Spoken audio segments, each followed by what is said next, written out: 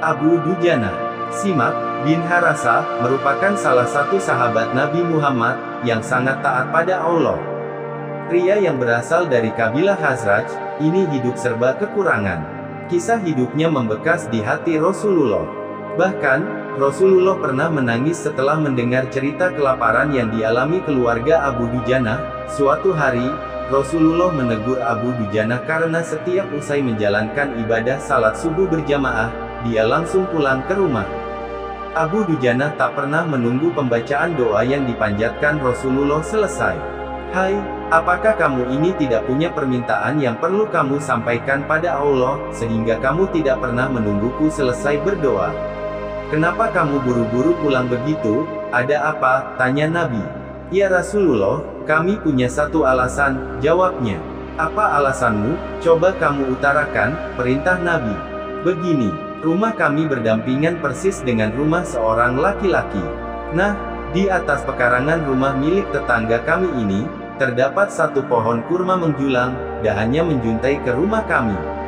Setiap kali ada angin bertiup di malam hari, kurma-kurma tetanggaku tersebut saling berjatuhan, mendarat di rumah kami," kata Abu Dujana mulai bercerita.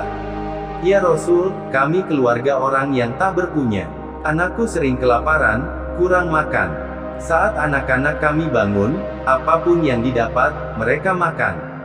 Oleh karena itu, setelah selesai salat, kami bergegas segera pulang sebelum anak-anak kami tersebut terbangun dari tidurnya. Kami kumpulkan kurma-kurma milik tetangga kami tersebut yang berceceran di rumah, lalu kami haturkan kepada pemiliknya," sambungnya. Abu Dujana melanjutkan, "Suatu saat dia terlambat pulang ke rumah.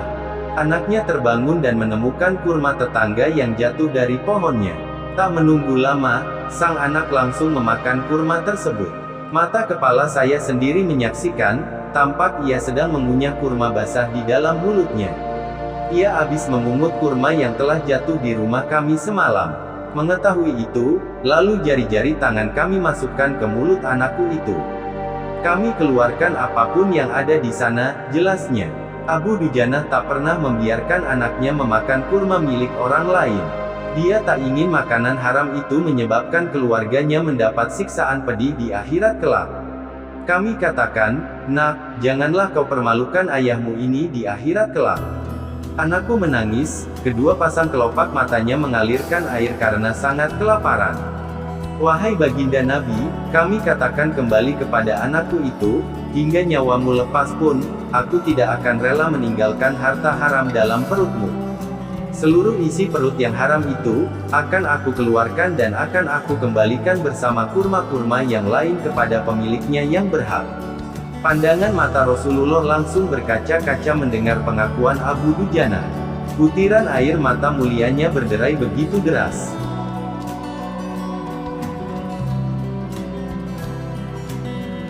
Rasulullah mulai mencari tahu siapa sebenarnya pemilik pohon kurma yang dimaksud Abu Dujana.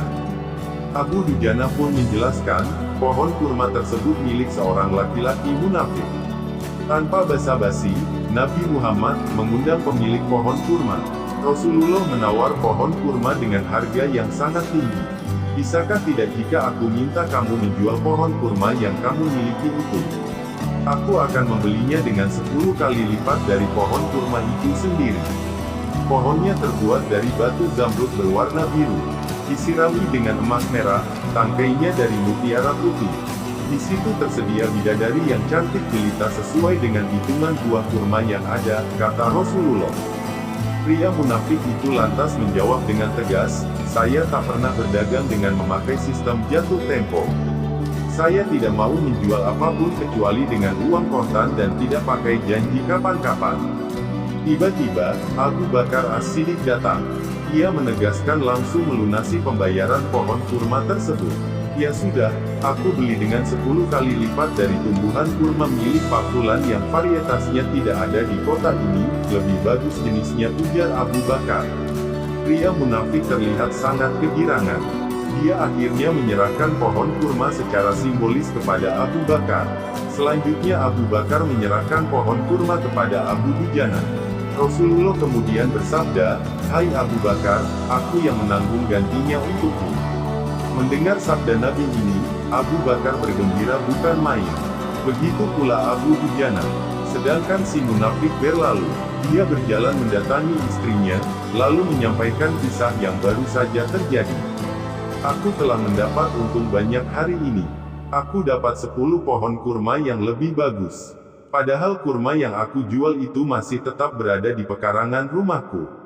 Aku tetap yang akan memakannya lebih dahulu dan buah-buahnya pun tidak akan pernah aku berikan kepada tetangga kita itu sedikit pun, ucapnya. Malamnya, si munafik tertidur pulas. Keesokan harinya dia bangun dan melihat pohon kurma sudah berpindah posisi, kini berdiri di atas tanah milik Abu Dujana.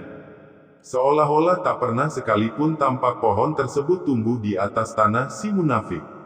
Tempat asal pohon